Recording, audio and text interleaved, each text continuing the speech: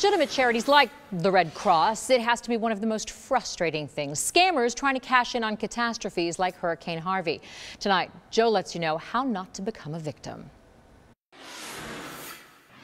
Type in Hurricane Harvey on the GoFundMe site and you're going to get nearly 3,000 hits, and many likely in desperate need of help. But how do you really know which stories are real and which are not? Natural disasters bring out the worst of the worst. When it comes to crowdfunding, many of those stories aren't verified. So if you don't know the people or someone who does, you may want to give in another way. Facebook and Twitter, same thing. Search for Harvey and you'll find all kinds of fundraisers, some also shared on friends' pages. But again, you don't know where the money's really going. So how can you give and protect yourself? Don't click on links or attachments unless you're sure where they came from. They could put malware on your phone or computer. Do stick with known charities that deal with disaster relief. If questionable, see if their website clearly describes what the charity can do immediately. Don't wire money. Instead, try donating through a credit card. If you do find out it's not reputable, you may be able to get the money back.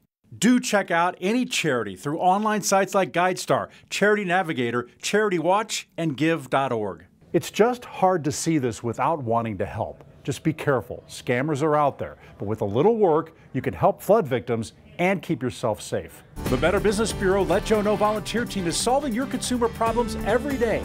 Need help? Call the team, email me, or like the Let Joe Know Facebook page and tell me about it there. I'm Investigator Joe Ducey. If you got a problem, let me know.